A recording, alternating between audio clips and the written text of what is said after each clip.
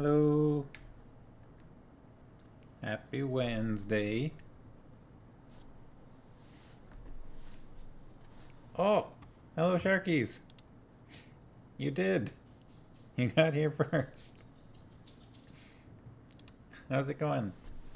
Look, it's a puppy. Look at that guy. He wants snacks. I guess he should probably get a snack or two. It's only fair. A snack or two or three. Smoky, but otherwise wife. Yeah, the smoke has been brutal. I have just not gone out today. Farmhouse took the pup for a short walk a couple of times, but went out. You're here. Hi. Better. Went out last night and just regretted it. Yeah, yeah, I understood. You chewed that other snack like one time. I heard a single crunch. You gotta chew, Bing. Don't get so excited. That's better. Cop, cop, cop, cop, cop.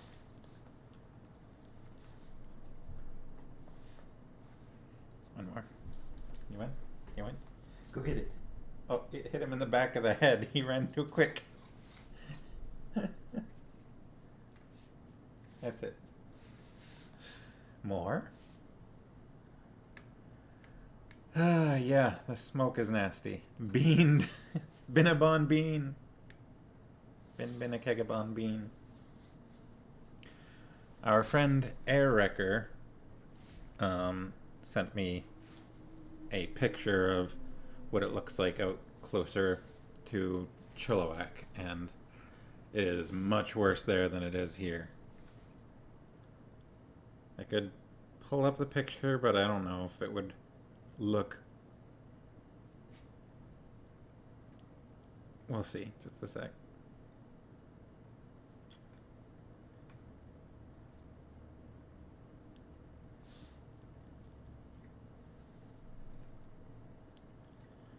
I think that would be about here. No, wrong chat. Here.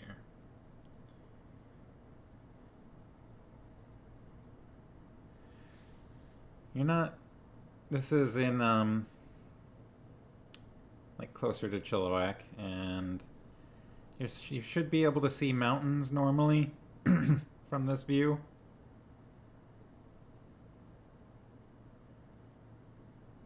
Which, you know, you can't. That's all just smoke.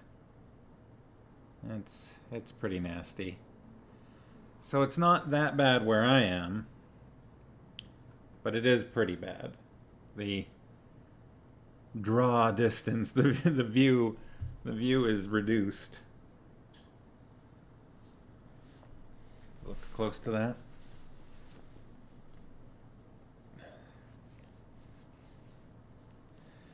Yeah, it's not great right now. Why do I feel like this camera is at a lower height than it normally is? Yeah, whatever, it doesn't matter.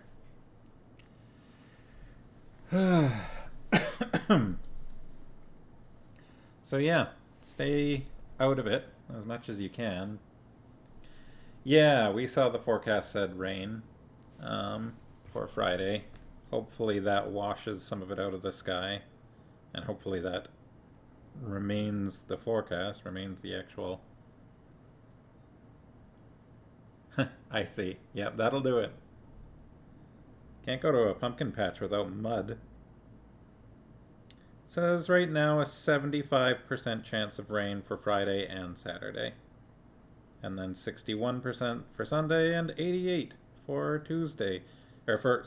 61 for Sunday, 88 for Monday. And that's been your weather report. A up in this region. Hey, no licking your paws.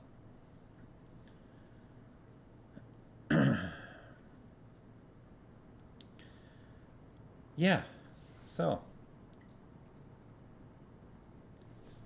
smoke.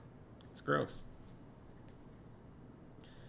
And then on top of that, yesterday, I'm pretty sure I had some kind of food poisoning. Not like the worst I've ever had, because I've had some really bad food poisoning, though it's been quite a long time. But not like, it was enough that kind of started the day with like a headache and then just felt sort of queasy and like a little dizzy and just bleh for the whole day pretty much.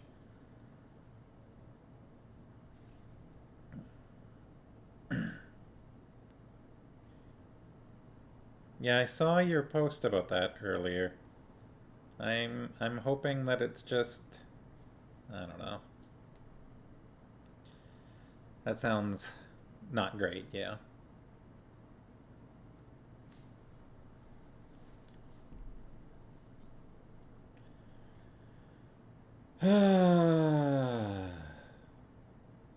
But I'm feeling better today than I was yesterday. Hoping they come rushing upstream, they come chasing the rain.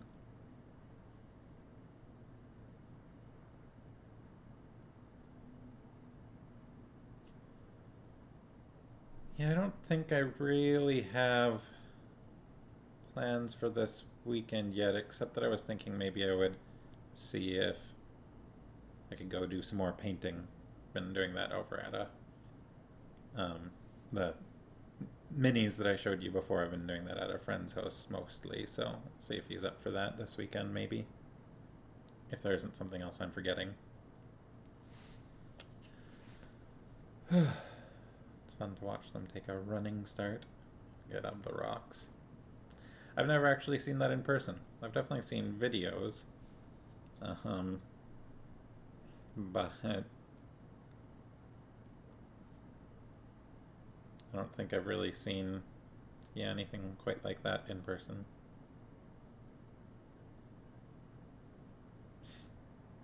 Or videos of the like salmon cannons.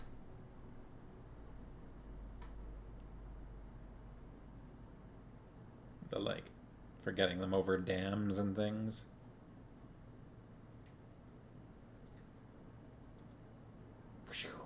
Or helicopters. I haven't seen a salmon helicopter.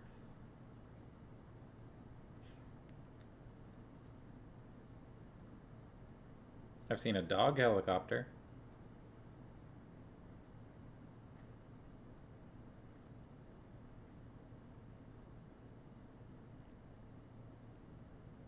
Yeah, I think my shoes are maybe still a little stained from that. Oh, interesting.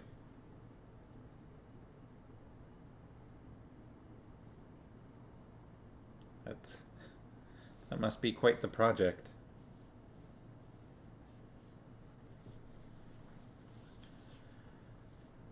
Like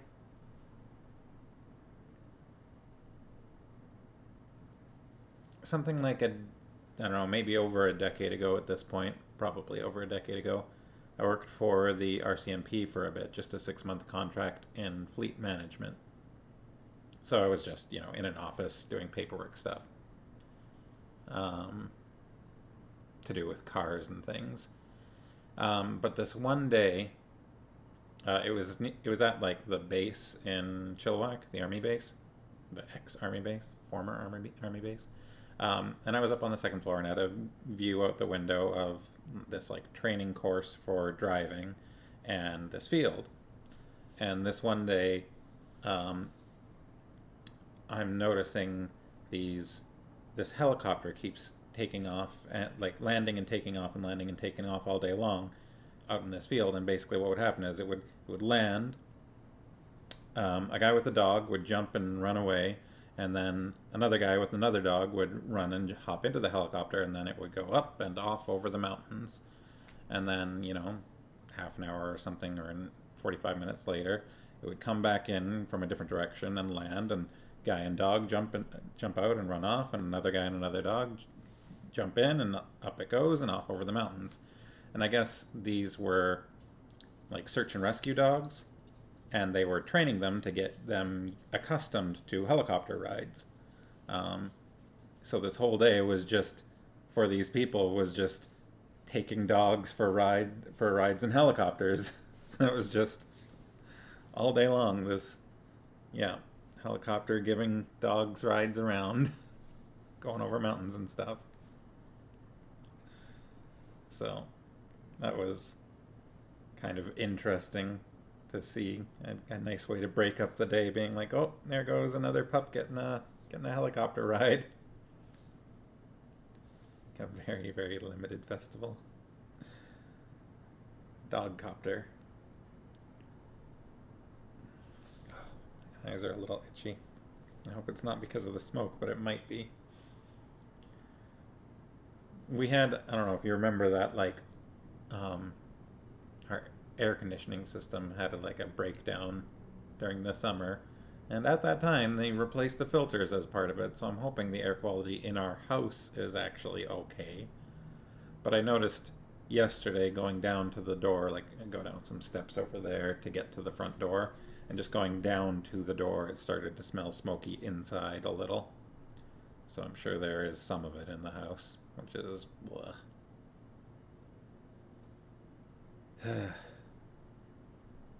So I wonder if that's why my eyes are itchy.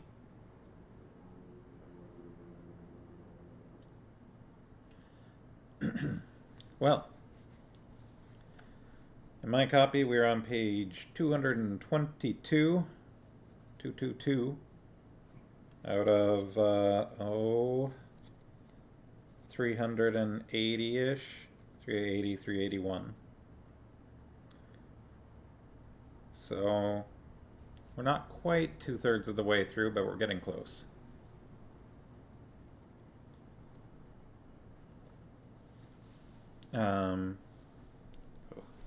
I'm so worried with this copy because the spine is getting pretty creased, and like I just worry that pages are gonna start falling out or something.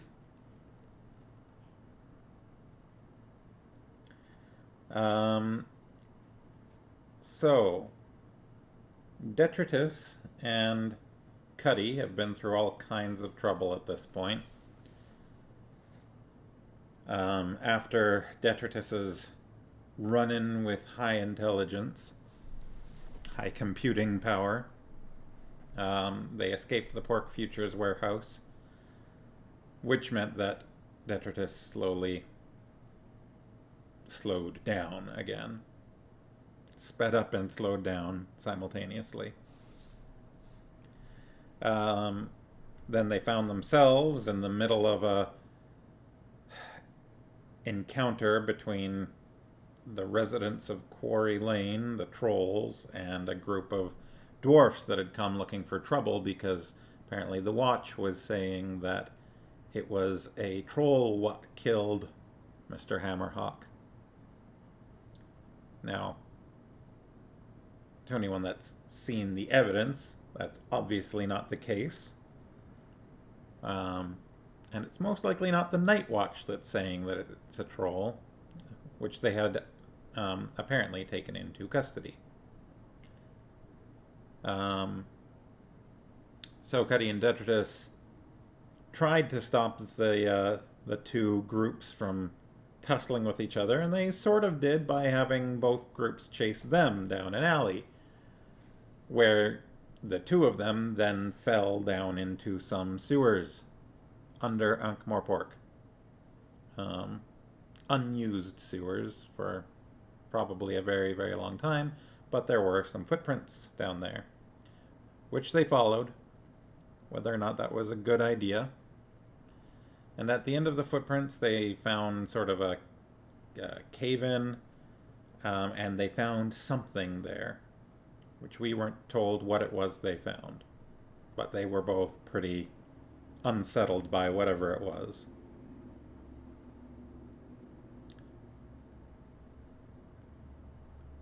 It was not the creator of the footprints they found, because the footprints came to there and then went away, shallower. So whatever the footprints, whoever they belonged to, deposited whatever it was that they found. Hopefully what I was saying there made sense and wasn't too weird. Captain Vimes got very, very drunk. And so Sergeant Colin and Nobby got some Clatchian coffee, which we all talked about, to sober him up a little bit. Possibly a little too sober, so they gave him a little more drink to balance him out. Meanwhile, Angua was making some disparaging comments about Captain Vimes. Found a ledger, which it turned out was a list of the widows and orphans of deceased guardsmen that basically at least half of Vimes's salary was going towards.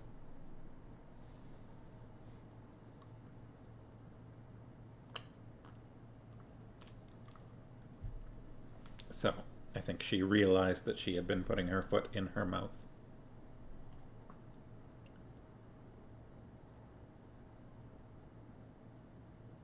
And I think that's most of what we covered the last time we were reading. And I think that, yeah, that pretty much is where we're at now. So, if everybody's ready, I'm going to get into it.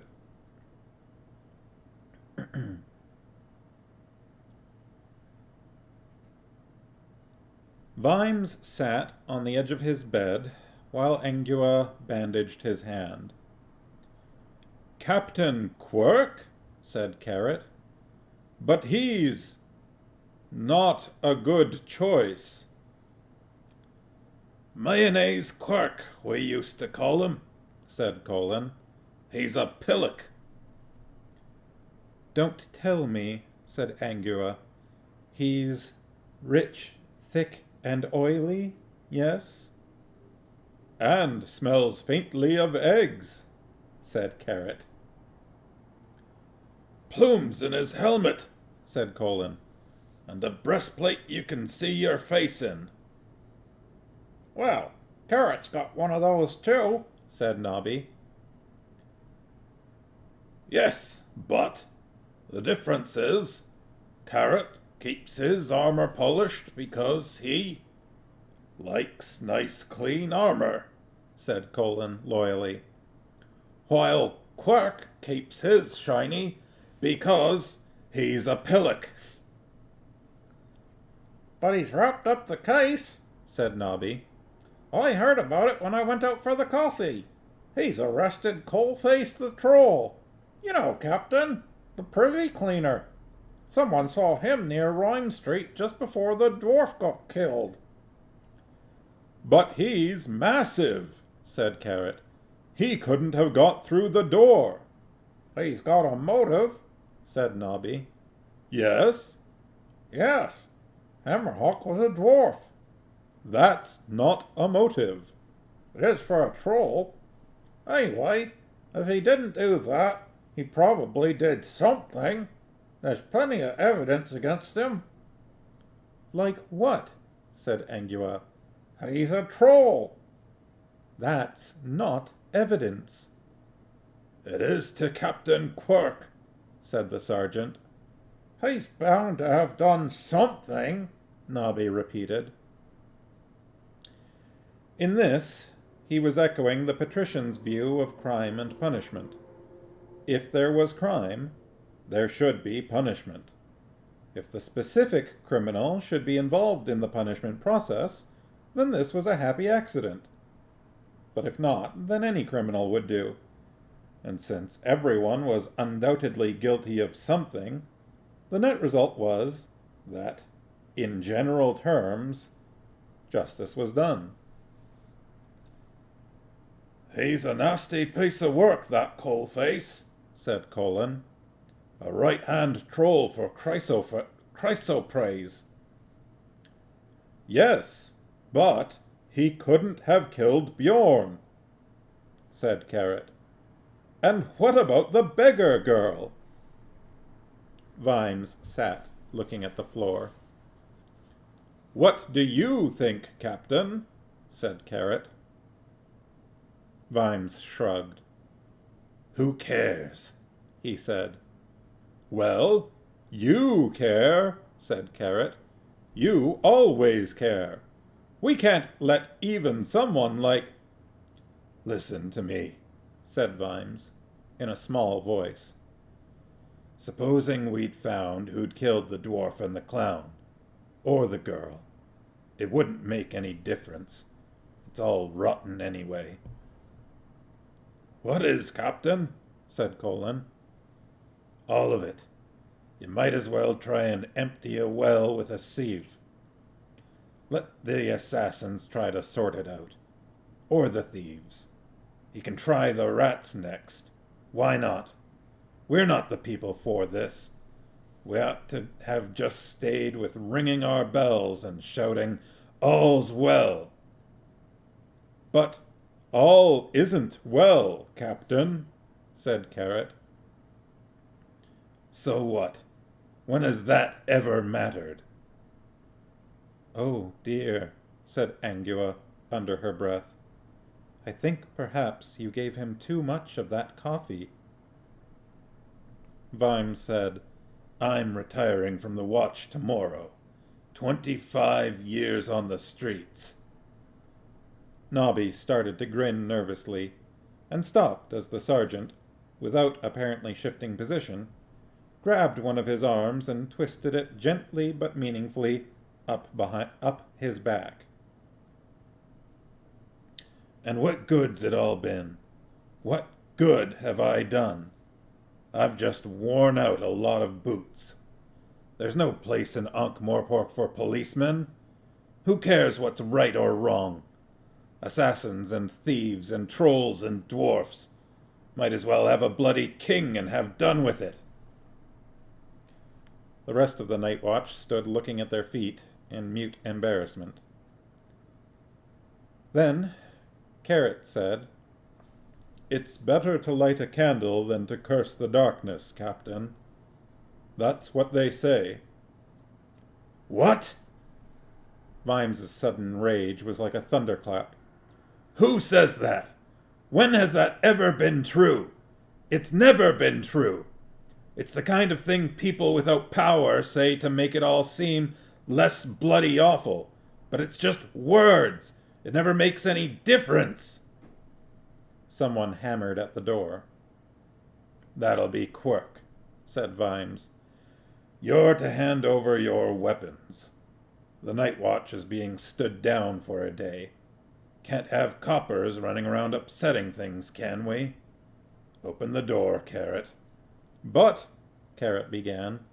"That was an order. I might not be good for anything else, but I can bloody well order you to open the door.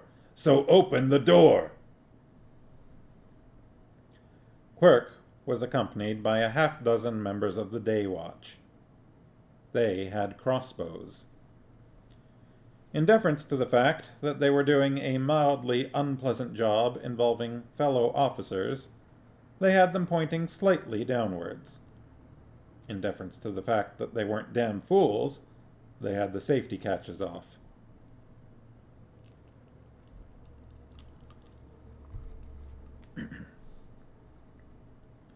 Quirk wasn't actually a bad man. He didn't have the imagination. He dealt more in that sort of generalized, low-grade unpleasantness which slightly tarnishes the soul of all who come into contact with it. Footnote. Rather like British Rail. End of footnote. Many people are in jobs that are a little beyond them, but there are ways of reacting to the situation. Yeah, zing. Sometimes they're flustered and nice, and sometimes they're Quirk. Quirk handled them with the maxim, "It doesn't matter if you're right or wrong, so long as you're definite." There was, on the whole, no real racial prejudice in Ankh-Morpork. when you've got dwarfs and trolls, the mere color of other humans is not a major item. But Quirk was the kind of man to whom it comes naturally to pronounce the word negro with 2 G's. Ugh.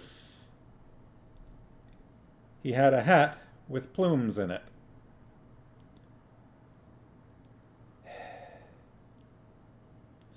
Come in, said Vimes. It wasn't as if we were doing anything. Captain Vimes. It's all right. We know. Give him your weapons, people. That's an order, Carrot. 1 official issue sword, 1 pike or halberd, 1 nightstick or truncheon, 1 crossbow. That's right, isn't it, Sergeant Colon? Yes, sir. Carrot hesitated only a moment. Oh, well, he said. My official sword is in the rack. What's that one in your belt? Carrot said nothing. However, he shifted position slightly. His biceps strained against the leather of his jerkin. Official sword. Right, said Quirk. He turned. He was one of those people who would recoil from an assault on strength, but attack weakness without mercy. Where's the grit-sucker? He said. And the rock? Ah, said Vimes. You are referring to those representative members of our fellow sapient races who have chosen to throw in their lots with the people of this city? I mean the dwarf and the troll, said Quirk. Haven't the faintest idea, said Vimes cheerfully. It seemed to Angua that he was drunk again, if people could get drunk on despair.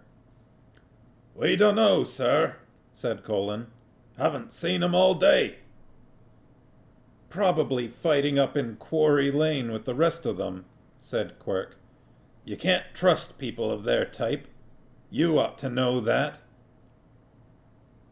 And it also seemed to Angua that although words like half-pint and grit-sucker were offensive, they were as terms of universal brotherhood compared to words like people of their type in the mouth of men like Quirk. Much to her shock, she found her gaze concentrating on the man's jugular vein. Fighting? said Carrot. Why? Quirk shrugged. Who knows? Let me think now, said Vimes. It could be something to do with a wrongful arrest. It could be something to do with some of the more restless dwarfs just needing any excuse to have a go at the trolls. What do you think, Quirk? I don't think, Vimes. Good man. You're just the type the city needs. Self-burn. Vimes stood up. I'll be going, then, he said. I'll see you all tomorrow, if there is one. The door slammed behind him. That was a rough part.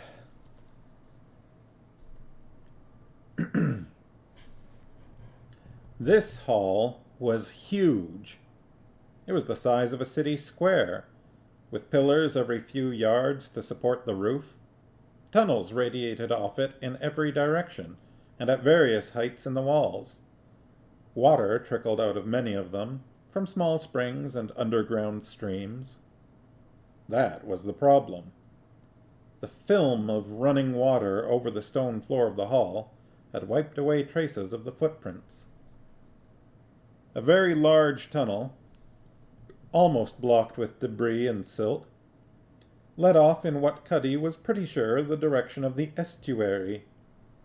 It was almost pleasant. There was no smell, other than a damp, under-a-stone mustiness, and it was cool. I've seen big dwarf halls in the mountains, said Cuddy, But I've got to admit, this is something else. His voice echoed back and forth in the chamber. Oh, yes, said Detritus. it's got to be something else, because it's not a dwarf hall in the mountains. Can you see any way up? No. We could have passed a dozen ways to the surface and not known it. Yes, said the troll. it's a knotty problem. Knotty. Detritus? Yes, Did you know you're getting smarter again down here in the cool? really? Can you use it to think of a way out? Digging? The troll suggested. There were fallen blocks here and there in the tunnels. Not many. The place had been well built.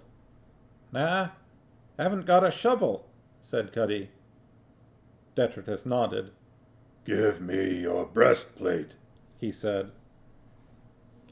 He leaned it up against the wall. His fist pounded into it a few times. He handed it back. It was, more or less, shovel-shaped. It's a long way up, Cuddy said doubtfully. But we know the way, said Detritus. It's either that, or stay down here eating rat for the rest of your life. Cuddy hesitated. The idea had a certain appeal. Without ketchup, Detritus added. I think I saw a fallen stone just away back there, said the dwarf. Captain Quirk looked around the watchroom with the air of one who was doing the scenery a favor by glancing at it. Nice place, this, he said. I think we'll move in here. Better than the quarters near the palace. But we're here, said Sergeant Colin. You'll just have to squash up, said Captain Quirk. He glanced at Angua. Her stare was getting on his nerves. There'll be a few changes, too, he said. Behind him, the door creaked open. A small, smelly dog limped in. But Lord Vetinari hasn't said who's commanding Night Watch, said Carrot. Oh, yes. Seems to me, said Quirk, that it's not likely to be one of you lot, eh? Seems to me it's likely the watches'll be combined.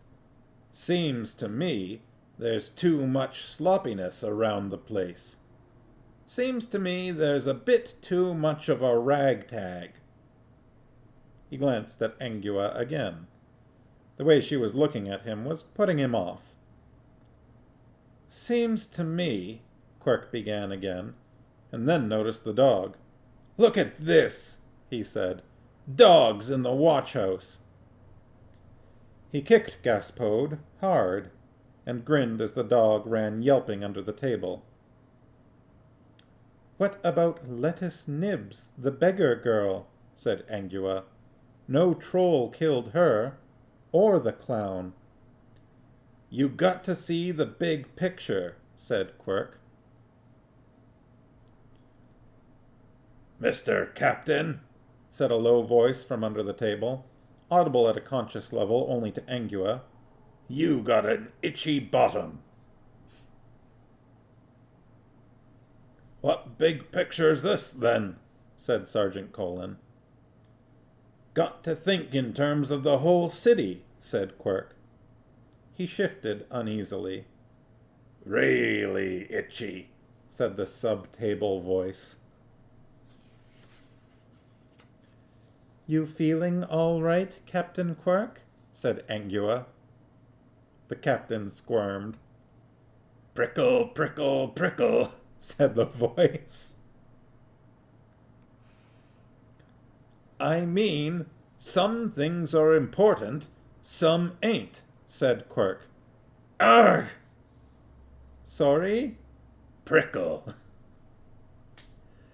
Can't hang around here talking to you all day, said Quirk.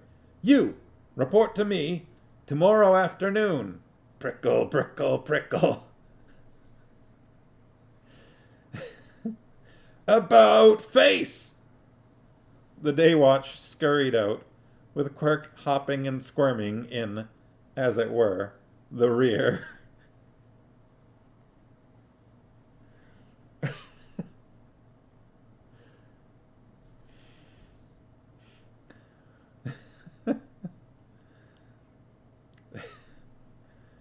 My word, he seemed anxious to get away, said Carrot. Yes, said Angua. Can't think why. They looked at one another. Is that it? Said Carrot. No more night watch?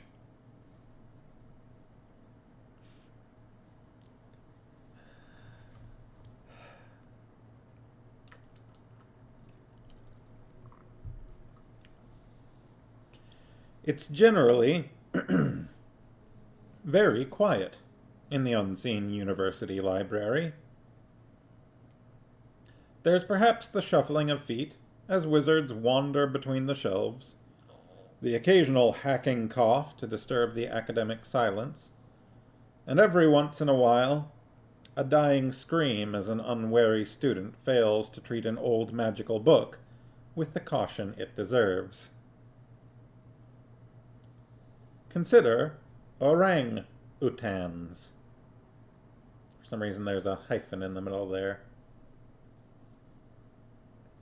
In all the worlds graced by their presence, it is suspected that they can talk, but choose not to do so in case humans put them to work, possibly in the television industry.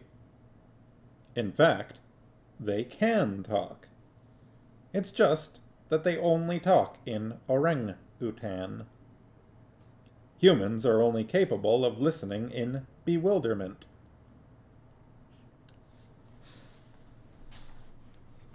Yes, appropriate.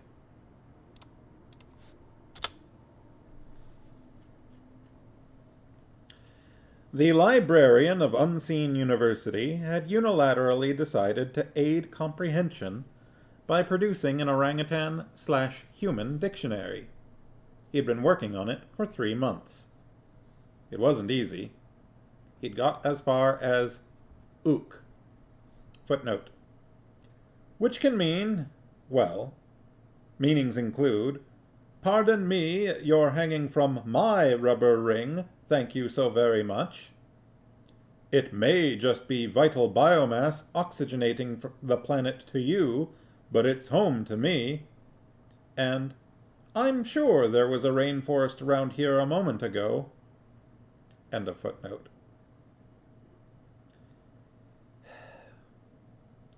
He was down in the stacks, where it was cool. And suddenly, someone was singing. He took the pen out of his foot and listened.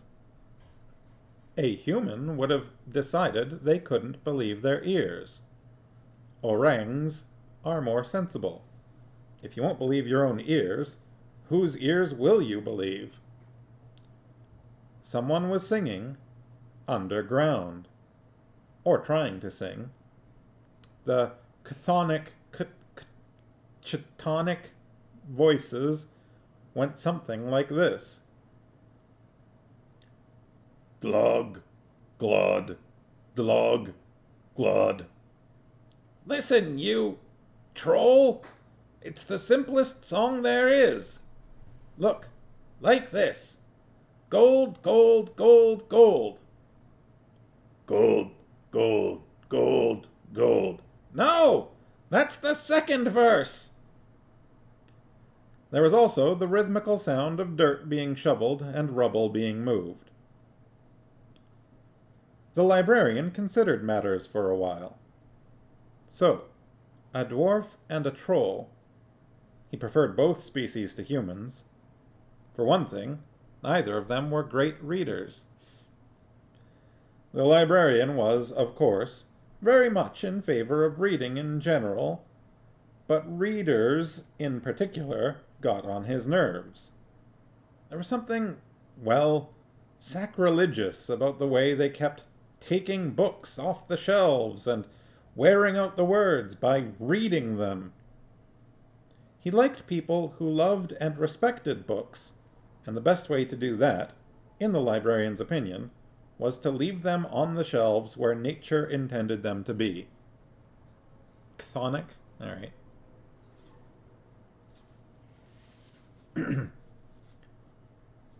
The muffled voices seem to be getting closer. Gold, gold, gold. Now you're singing the chorus! On the other hand, there were proper ways of entering a library. BBAB. Hello, happy Wednesday. Someone who works in a library, for once you disagree with the librarian. I understand the viewpoint. Especially, considering that this particular librarian works in a library that is in a world with considerably less mass-manufactured books, considerably more dangerous and also old books. So, books getting worn out, I think, is... Yes, that's true.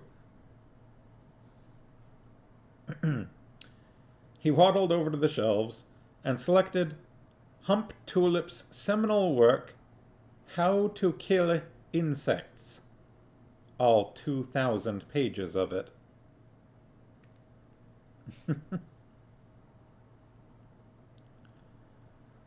Vimes felt quite light-hearted as he walked up Scoon Avenue. He was aware that there was an inner Vimes screaming his head off. He ignored him.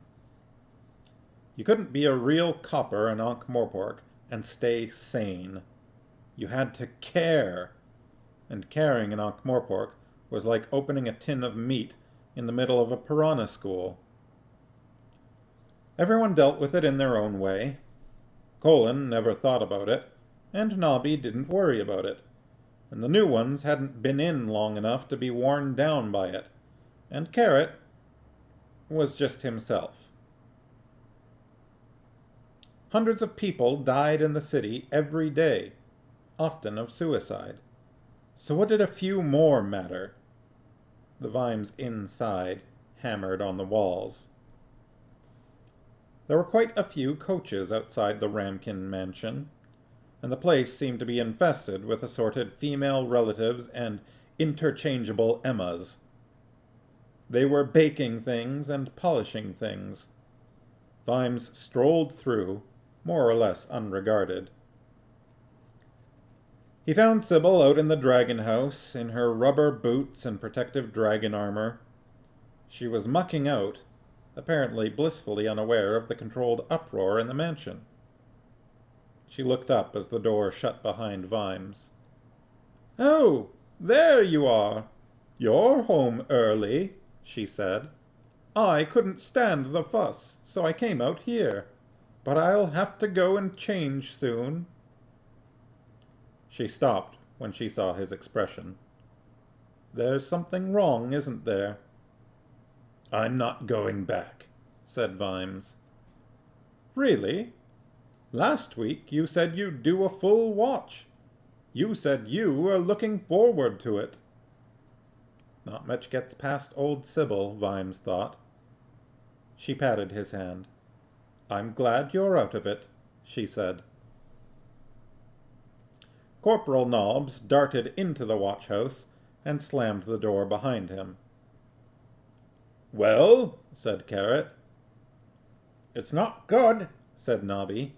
"They say the trolls are planning to march to the palace to get Coalface out. There's gangs of dwarfs and trolls wandering around looking for trouble. And beggars. Lettuce was very popular. And there's a lot of guild people out there, too. The city," he said, importantly, "is definitely a keg of #1 powder." "How do you like the idea of camping out on the open plain?" said Colin. "What's that got to do with it?" "If anyone puts a match to anything tonight, it's goodbye Ankh," said the sergeant morosely. Usually we can shut the city gates, right? But there's hardly more'n a few feet of water in the river. You flood the city just to put out fires? Said Angua. Yup. Another thing, Said Nobby. people threw stuff at me. Carrot had been staring at the wall.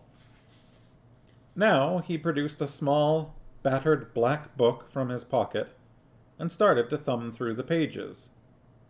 "Tell me," he said, in a slightly distant voice, "has there been an irretrievable breakdown of law and order?" Yeah, for about 500 years, said Colin.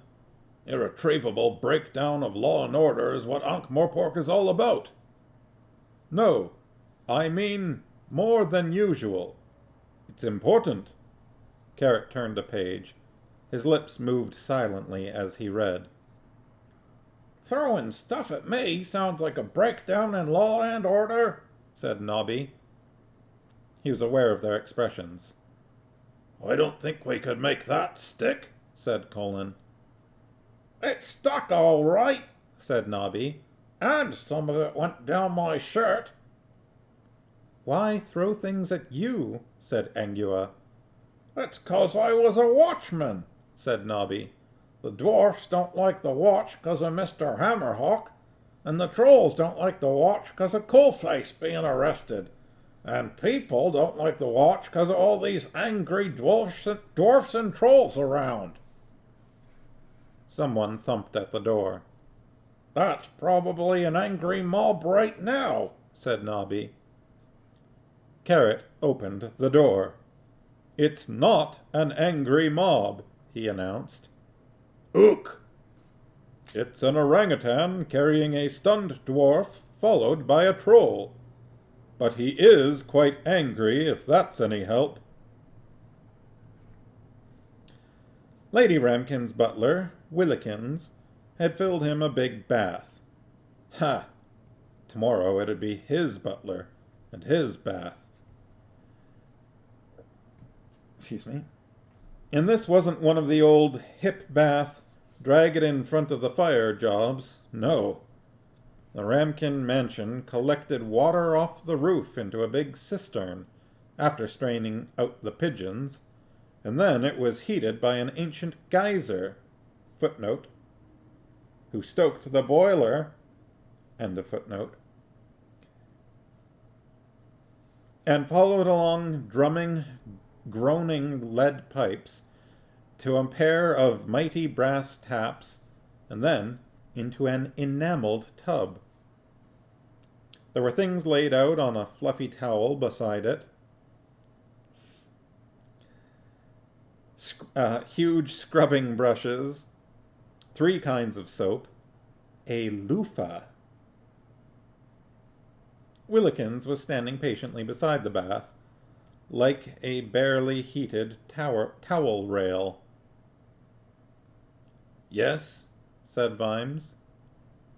His lordship, that is, her ladyship's father, he required to have his back scrubbed, said Willikins. You go and help the old geezer stoke the furnace, said Vimes firmly. It is spelled Geyser. Left alone, he struggled out of his breastplate and threw it in the corner. The chainmail shirt followed it, and the helmet, and the money pouch, and various leather and cotton oddments that came between a watchman and the world. And then he sank, gingerly at first, into the suds. Try soap. Soap'll work, said Detritus. Hold still, will you? Said Carrot. You're twisting my head off. Go on. Soap him head. Soap your own head. There was a thung noise, and Cuddy's helmet came free. Cuddy emerged, blinking, into the light. He focused on the librarian and growled, He hit me on the head! Ook! He says you came up through the floor, said Carrot. That's no reason to hit me on the head! Some of the things that come up through the floor at Unseen University don't even have a head, said Carrot. Ook! Or they have hundreds. Why were you digging down there? We weren't digging down. We were digging up. Carrot sat and listened. He interrupted only twice. Shot at you? 5 times, said Detritus happily. Have to report damage to breastplate, but not to backplate, on account of, fortunately, my body got in way, saving valuable city property worth $3. Carrot listened some more.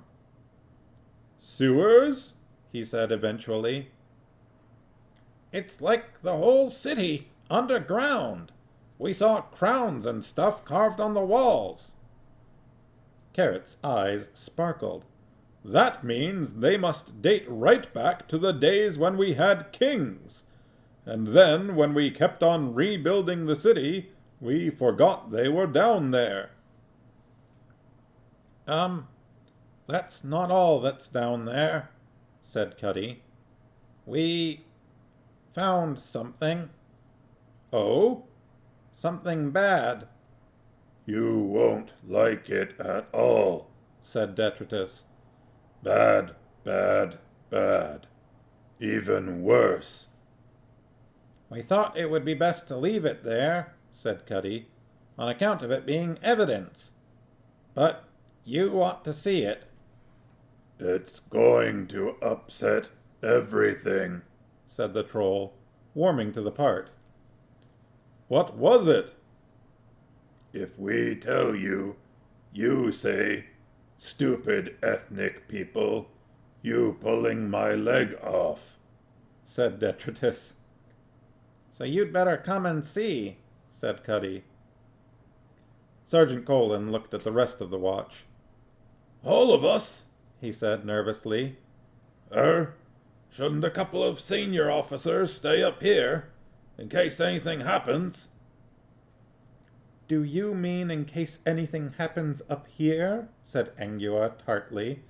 Or in case anything happens down there? I'll go with Lance Constable Cuddy and Lance Constable Detritus, said Carrot. I don't think anyone else ought to come. But it could be dangerous, said Angua. If I find who's been shooting at watchmen, said Carrot, it will be. A threat from Carrot.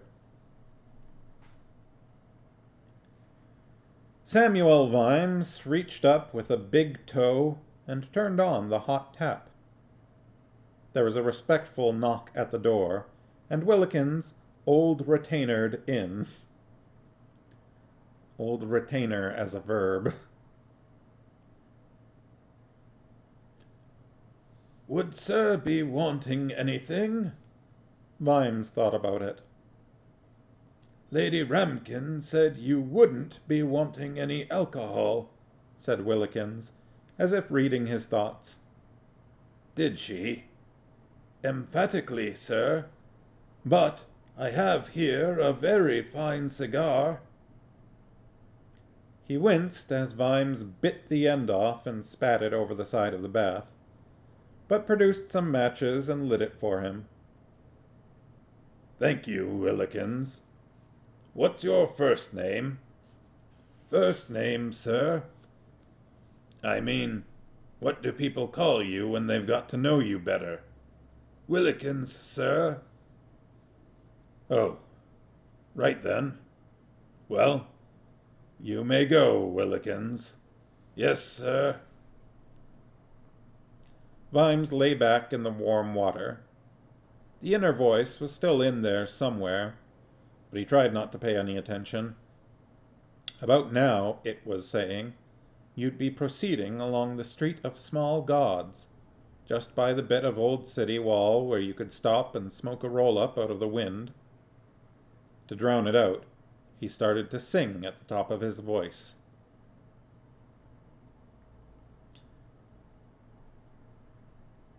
The cavernous sewers under the city echoed with human and near-human voices for the first time in millennia. Hi-ho! Hi-ho! Ook, ook, ook, ook, ook, ook. You all stupid! I can't help it. It's my nearly dwarfish blood. We just like singing underground. It comes naturally to us. All right, but why him singing? Him ape?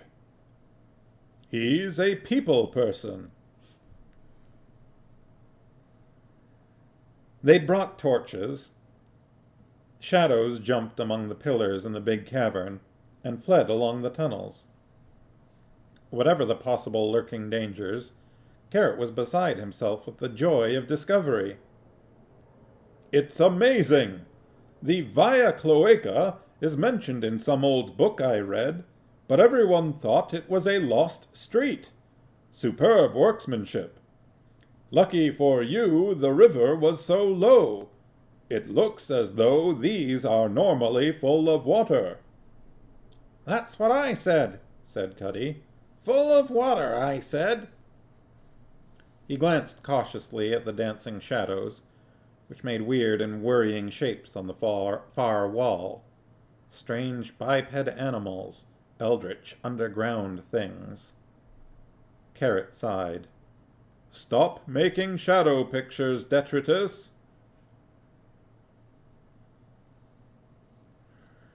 Ook. What him say? He said, Do deformed rabbit. It's my favorite. Carrot translated.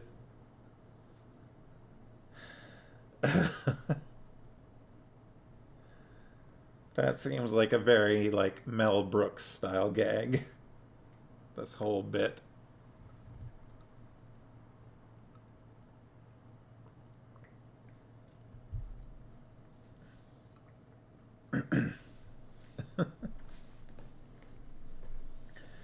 Rats rustled in the darkness.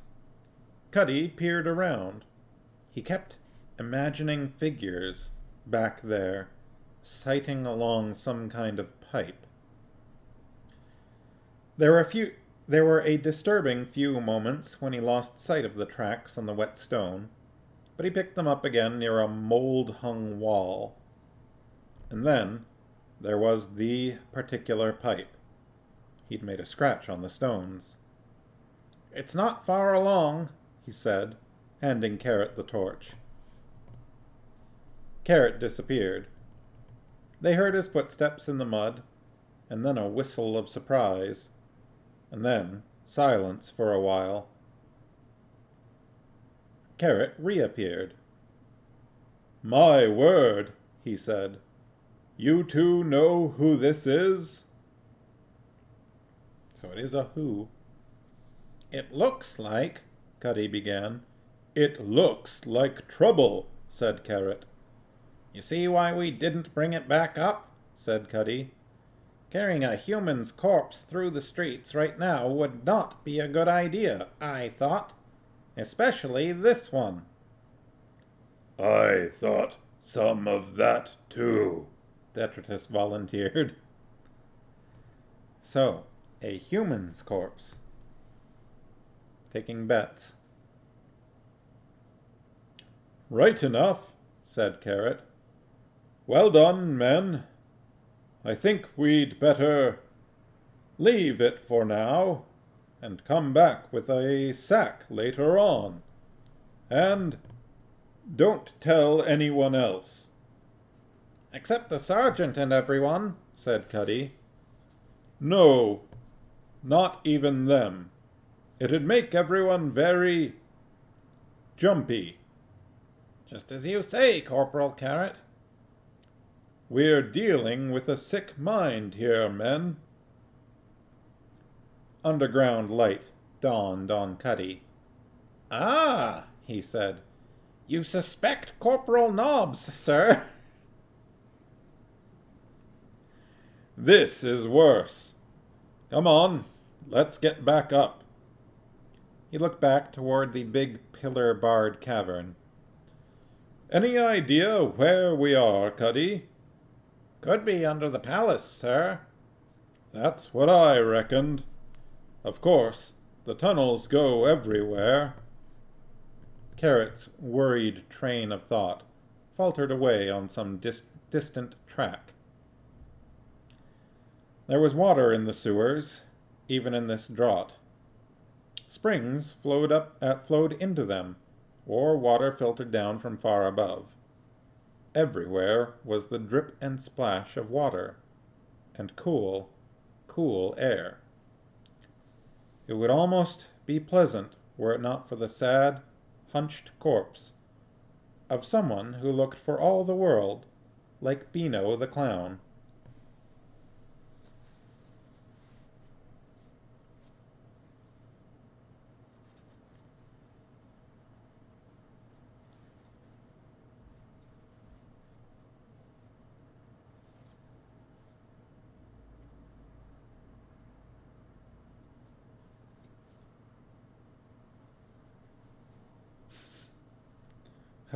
What?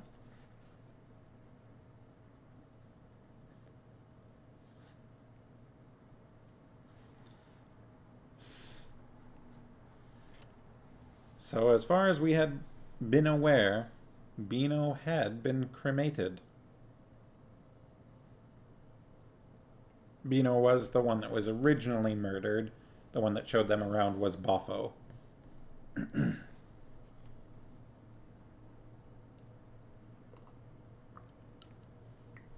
Well, it's just past 8 o'clock. Should we go a little further?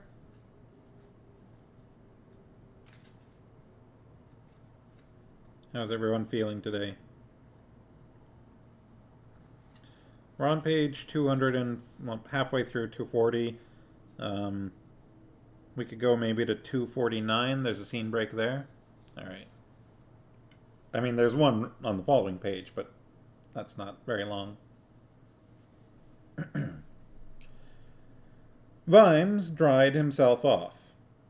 Willikins had also laid out a dressing gown with brocade on the sleeves. He put it on and wandered into his dressing room. That was another new thing.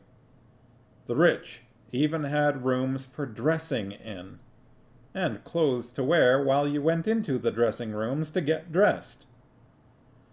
Fresh clothes had been laid out for him. Tonight there was something dashing in red and yellow. About now he'd be patrolling Treacle Mine Road. And a hat.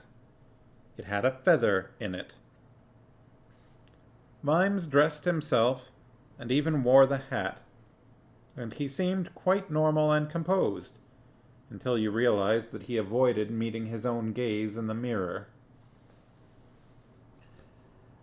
The watch sat around the big table in the guard room, and in deep gloom. They were off duty. They'd never really been off duty before. What say we have a game of cards? Said Nobby, brightly. He produced a greasy pack from somewhere in the noisome recesses of his uniform. You won everyone's wages off them yesterday, said Sergeant Colin. Now's the chance to win 'em back, then. Yeah, but there were 5 kings in your hand, Nobby. Nobby shuffled the cards. Funny that, he said. There's kings everywhere when you look. There certainly is if you look up your sleeve. No, I mean, there's King's Way in Onk, and kings in cards, and we get the king's shilling when we join up, said Nobby. We got kings all over the place, except on that gold throne in the palace. I'll tell you, there wouldn't be all this trouble around the place if we had a king. Carrot, was staring at the ceiling, his eyebrows locked in concentration. Detritus was counting on his fingers. "Oh, yes," said Sergeant Colin. "Beer 'ud be a penny a pint. The trees 'ud bloom again. Oh, yeah. Every time someone stubs a toe in this town, turns out it wouldn't have happened if there'd been a king. Vimes 'ud go spare to hear you talking like that." People would listen to a king, though, said Nobby. "Vimes 'ud say, 'That's the trouble,'" said Colin. "It's like that thing of his about using magic. That stuff makes him angry." "How you get king in the first place?" said Detritus. "Someone sawed up a stone," said Colin. "Ha! Anti-siliconism." Nah, someone pulled a sword out of a stone, said Nobby. "How'd he know it was in there, then?" Colin demanded. It was sticking out, wasn't it? "Where anyone could have grabbed it? In this town?"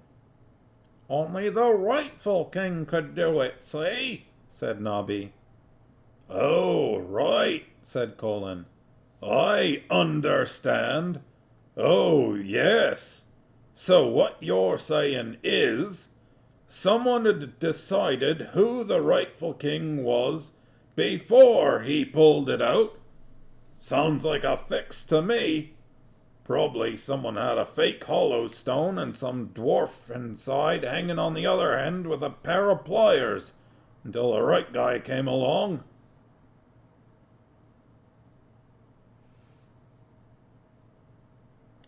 A fly bounced on the window pane for a while, then zigzagged across the room and settled on a beam, where Cuddy's idly thrown axe cut it in half. "You've got no soul, Fred," said Nobby. "I wouldn't have minded being a knight in shining armour. That's what a king does if you're useful. He makes you a knight."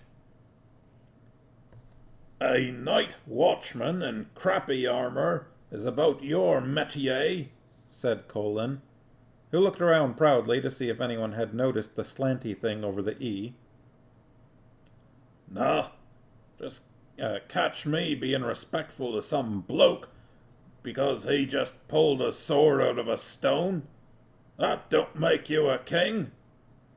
Mind you," he said, "someone who could shove a sword into a stone.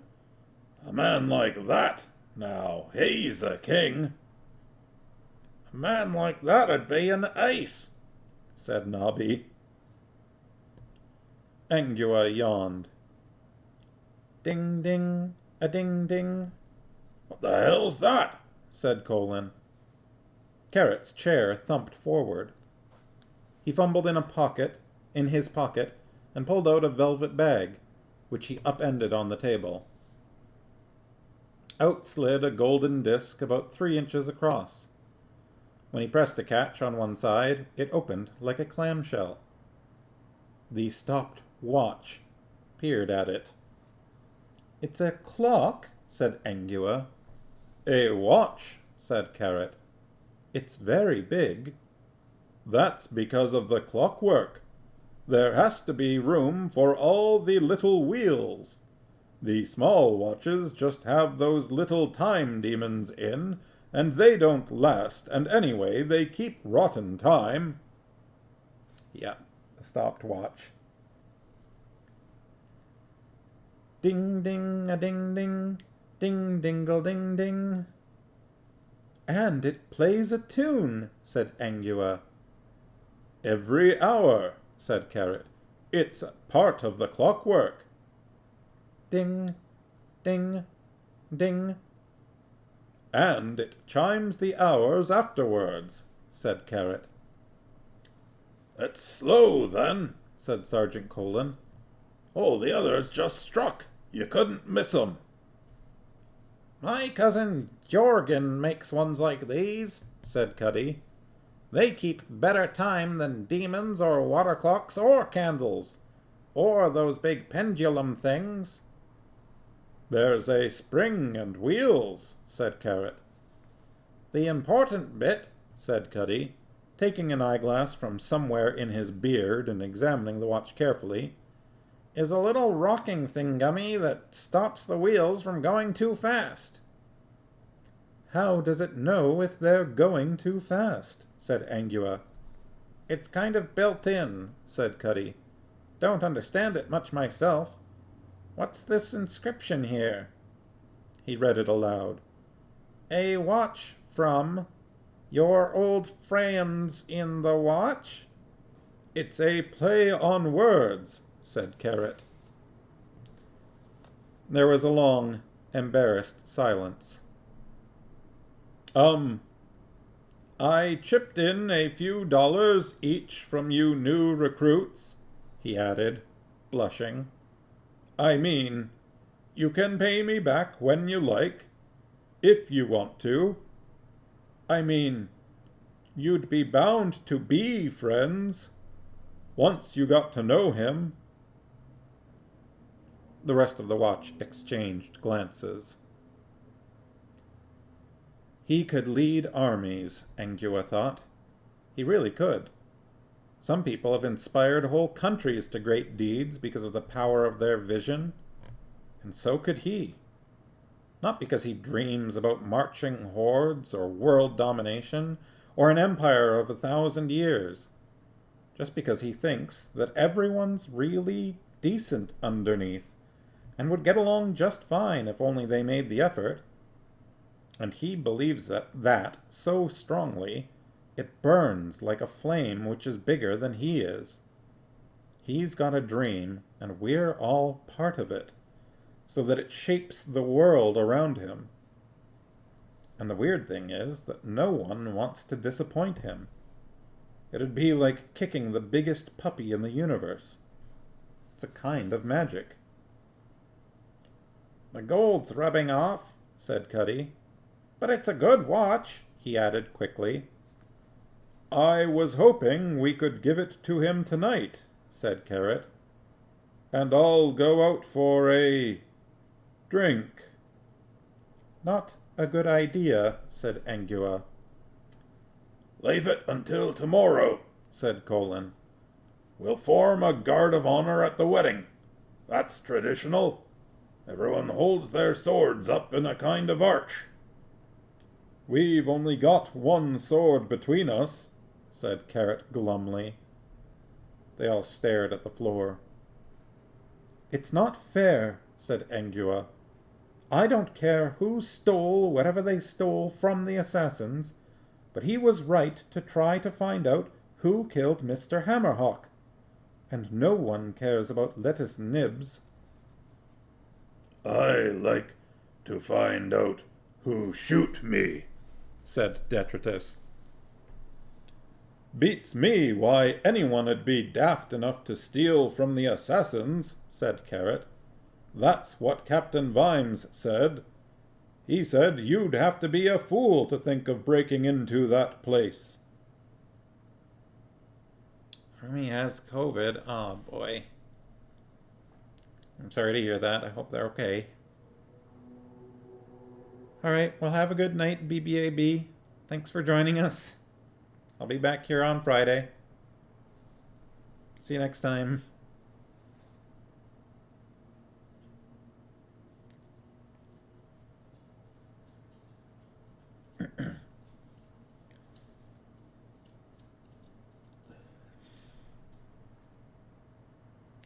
Good night. Oh.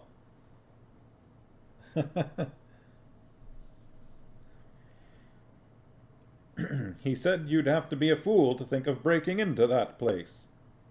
They stared at the floor again. Like a clown or a jester, said Detritus. Detritus? He didn't mean a cap and bells fool, said Carrot in a kindly voice. He just meant you'd have to be some sort of idiot. He stopped. He stared at the ceiling. Oh, my, he said. It's as simple as that? Simple as what? Said Angua. Someone hammered at the door. It wasn't a polite knock. It was the thumping of someone who was either going to have the door opened for them or break it down. A guard stumbled into the room. Half his armor was off, and he had a black eye, but he was just recognizable as Scully Muldoon of the Day Watch.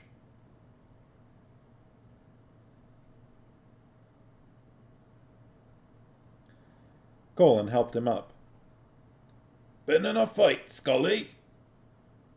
Scully looked up at Detritus and whimpered. The buggers attacked the watch house. Who? Them. Carrot patted him on the shoulder. This isn't a troll, he said. This is Lance Constable Detritus. Don't salute! Trolls attacked the Day Watch? They're chucking cobbles. You can't trust them, said Detritus. Who? Said Scully. Trolls. Nasty pieces of work, in my opinion, said Detritus, with all the conviction of a troll with a badge. They need keeping an eye on. What's happened to Quirk? Said Carrot. I don't know. You lot have got to do something. Where stood down, said Colin.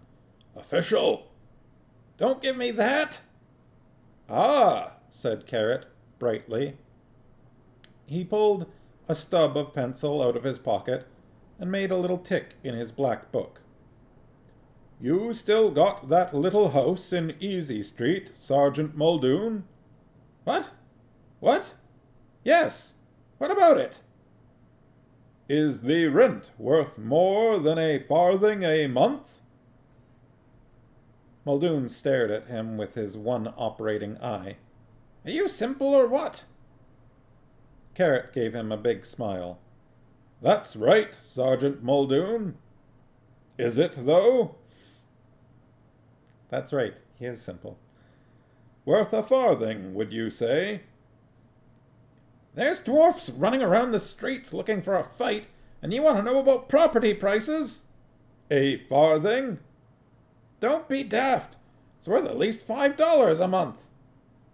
Ah, said Carrot, ticking the book again. That'd be inflation, of course. And I expect you've got a cooking pot. Do you own at least 2 1/3 acres and more than half a cow? All right, said Muldoon. It's some kind of joke, right?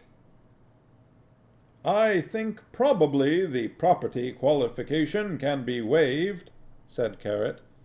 It says here that it can be waived for a citizen in good standing. Finally, has there been, in your opinion, an irreparable breakdown of law and order in the city?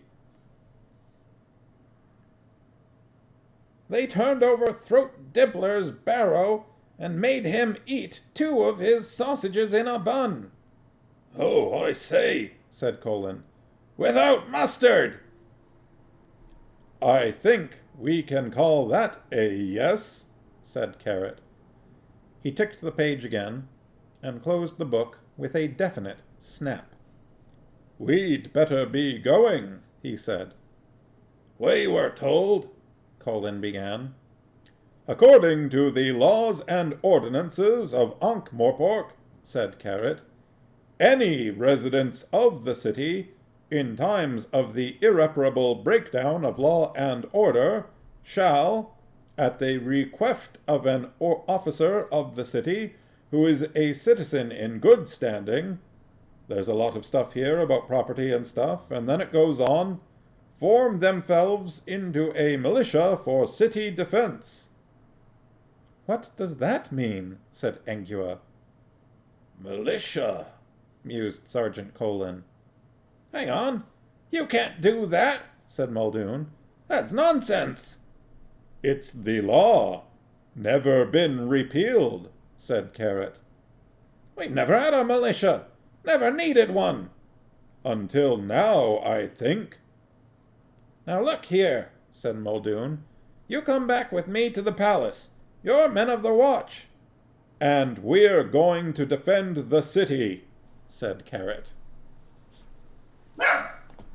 That's right. I don't know why he barked there. Well, I think that's a good place to stop. So now we know why Carrot was going on about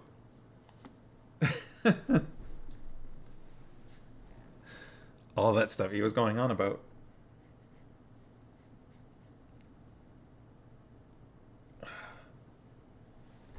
So I'm curious, for the Sharkies, as folks who have not read this book before,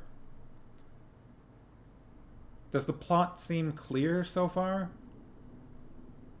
And do you think you've got a guess as to what's going on with Beano and all that? He was growling. He doesn't growl very often. I guess he kind of does. I don't know. He grumbles. Sometimes. Must be someone outside.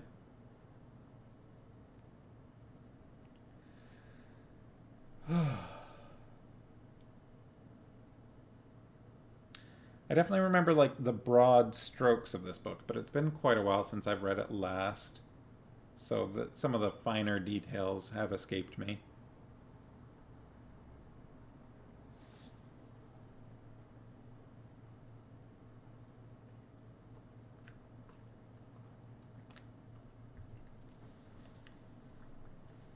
I always remember that bit where Vimes is getting shot at.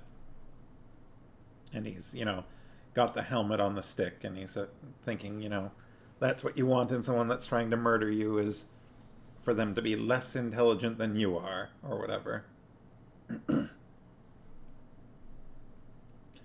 Mister had an idea that it was a dead body that was dropped in the tunnel before it was revealed, but things are becoming clear.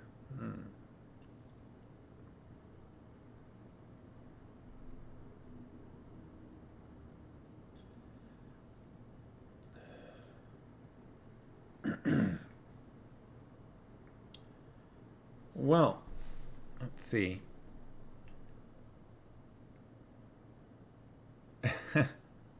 Yeah, sometimes. Sometimes he does that.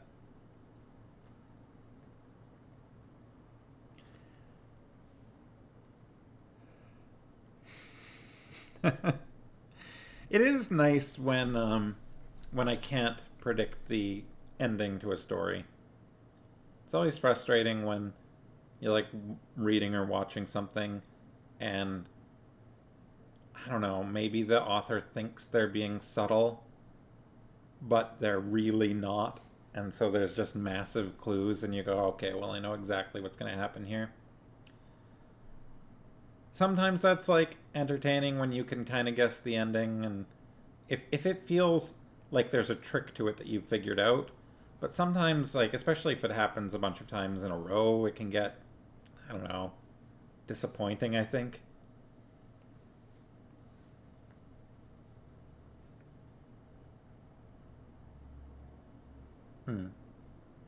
Yeah, we have not heard from Mr. Death, definitely not Mr. Death, for quite a while.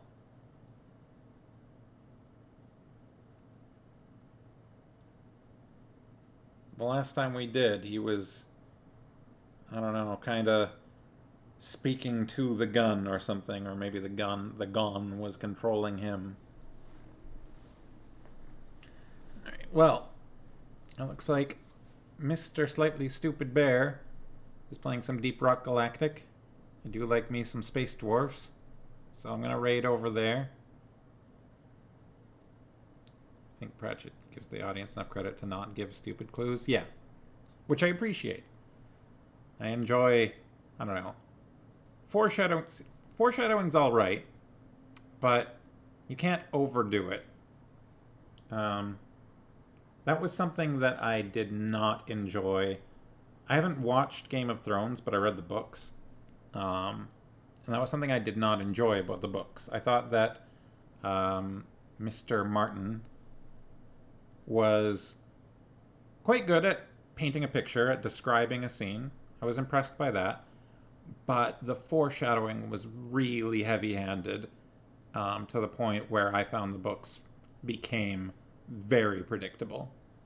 And that was like, honestly, by the time I got to the like end of them, I was just done. Like, I don't want to read anymore, because I'm like, it was too heavy-handed and too, like, you could just tell what the next plot point was going to be.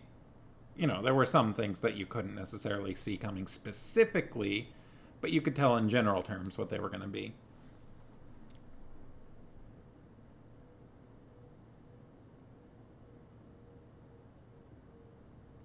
What, the Game of Thrones books? Maybe. I think it was just a matter of getting to know his writing style. Like, once he became familiar with his writing style, basically what I found was the biggest thing was essentially, you've got all of these characters, right? You've got dozens and dozens of characters, and you hate most of them in the book, right? Like, they're all terrible people. There are a few that aren't.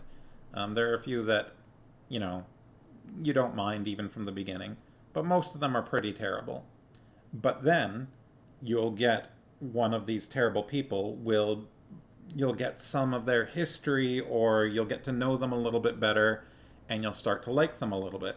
And the moment that happens, the moment you're like, oh, this character's actually kind of interesting, you know that within about 2 chapters, something horrible is going to happen to them or to, like, their family that affects them, or something like that. Like, they're going to be maimed or killed, or, you know, just something terrible is going to happen to them, and their life's going to be awful because of it. And it was consistent. It was just, every time this held true. Like, it got to the point where I was going like, oh, I'm starting to like this character. Something terrible is going to happen to them within 2 chapters. And then 2 chapters later, there it is. It happened. And I was like, oh, yep. And then that just repeated. Yeah, he's got to tell. And then some of his foreshadowing was just too much. Like, just before the red wedding, right? That was what it was called. Before they, like, crossed the bridge to go to the red wedding, yeah, someone from that family that was hosting it said, you know, like, they were talking about drinking, and they were like, oh yes, the red will flow. And you could just, like, picture them going like, ha ha ha, the red will flow. And it was just like, it was such a big, like, oh great, everyone's gonna get murdered. Like, I don't know. I didn't know what was going to happen. I hadn't heard about it in advance or anything like this. I think I read the books before the show got there. But yeah, it was just so, like, I don't know, too much. All right, I'm ranting, and I've ranted this rant before, so I'm gonna stop ranting the rant about the rant.